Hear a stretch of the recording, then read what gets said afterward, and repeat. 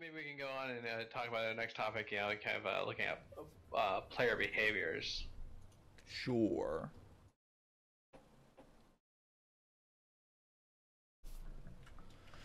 So players are dumb.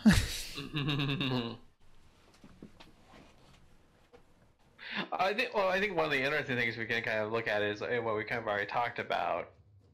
Let's go. Go into our time about like how do you learn about a raid? Like you have people that kind of do the world first stuff, but then like how do people kind of learn it? And like the general way people learn it is going to be via videos or via information. Even the people that do the raid stuff. Even people that do even the people that do the world first stuff, where when there isn't a whole lot of information out there, usually like they'll collect information, like if there's a beta testers or anything like that. Yeah, that's the concept of like progression groups. They'll record and then Right. There'll be some gaming celebrity that makes videos like Mr. Happy or Ms. Tech. Right. Oh, Big Mikey's in the house. Uh-oh. It says my hot take. I'd be happy if rating was completely removed entirely, but that's me, and I'm far from thinking on the same long as popular things. Same line. I assume you mean the same line as popular things. Yeah, I was trying to figure out if it was line or logic. It's all good. Yeah, well, I mean, like rating is one of those things that definitely people kind of like we said before, make no bones about it. It is definitely a minimalized niche interest. The big issue is like kind of what we talked about before. Like it tends to kind of be be aspirational for some people, and also it tends to be something where people. The people that are hardcore enough to raid basically are the ones that will also go out and like spread word of mouth about your raid, your game or whatnot. So yeah, they're the ones making the videos and uploading on YouTube, and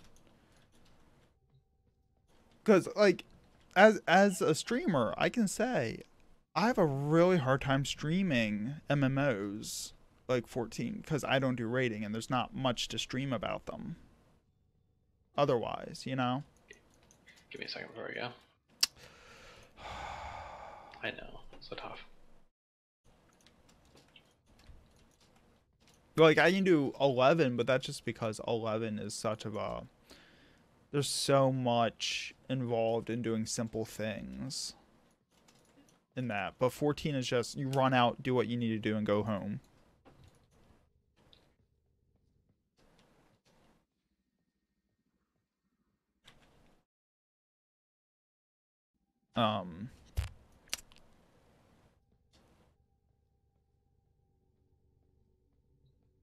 So for learning, you would hope that in my opinion, a good raid teaches its mechanics.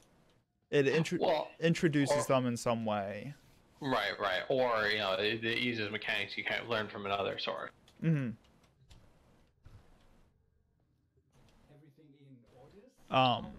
Like I'm actually thinking about Twin Titania. T5, Torment 5. Oh. Twintania. Yeah. Twintania. Because she had some very unique mechanics that ended up showing later in other content, but it started with her. Right. Like her dive bombs and stuff like that.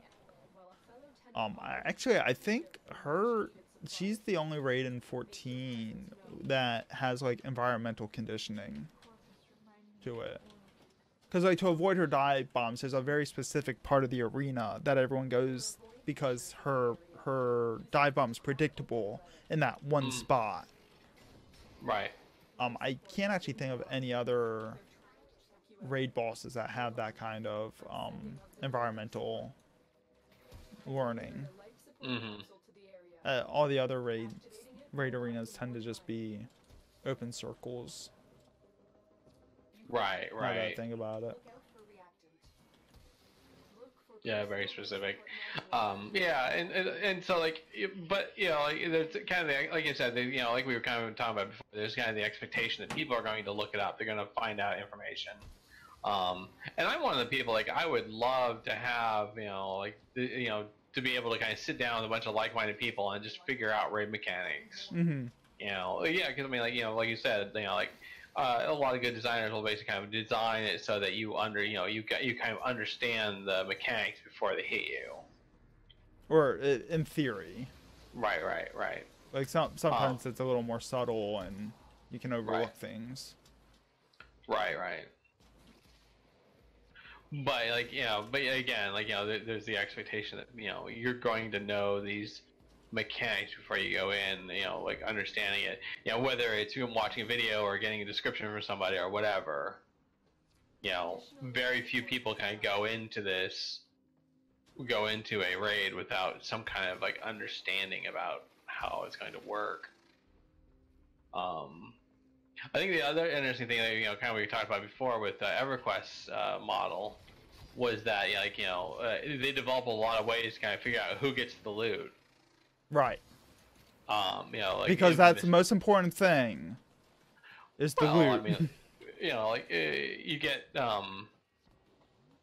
know, well, yeah, kind of the idea is, you know, progression rating is, you know, you do content A to get loot A that lets you do content B to get loot B which lets you do content C, and so on. And so, you know, the loot tends to be a focus because the idea is that you want to do the next level of raiding. You know, that was kind of the potential frustration with the feeder guild I was in World of Warcraft, where we were never, we were never basically going to progress past where we were. Right. Because we were not getting enough items, or we were not getting enough competent people. Like, we were, the items are going toward, toward the people who were, basically just going to take the items and run. Right. And that. But go ahead. I was just saying, a lot of the old raiding groups that I was in had rules that seniority got priority. Right. Well, I mean, it was like, in that specific case of World of Warcraft, like it was actually a loot count. Like they had a council of people that kind of like sat down and discussed, like, oh, like who should get this piece of loot. Right. Right. And the idea, the idea was that you wanted to, gear up certain classes first. Like, the main tank was usually one of the first ones you wanted to gear up, because they needed to be able to, being able to do more damage meant they had greater threat per second.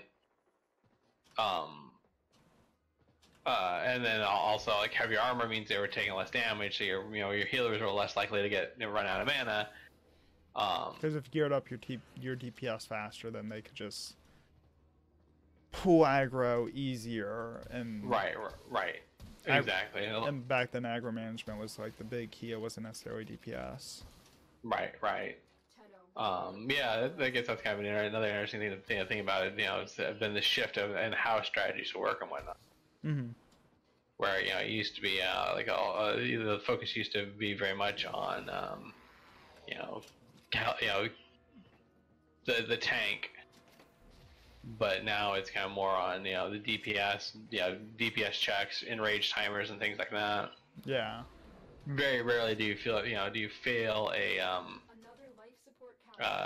raid because the healers ran out of mana, just screwed. Well, in A Realm Reborn, MP management was a huge deal. Yeah. But we've slowly shifted away from that, just because we've given ourselves so many resource batteries. We have bards and the ranged DPS who give refresh. We have casters have an MP goad that I can't think the name of now. I didn't get my last thing because I got stuck behind a stupid lockdown thing. Neither did I, because I wasn't paying attention. Congratulations. Yep. I guess those two guys got their thing, so. I don't know, this group was like super spread out. Yeah. I was at 9 out of 10. But yeah, it is interesting how like focuses have changed. Yeah, yeah.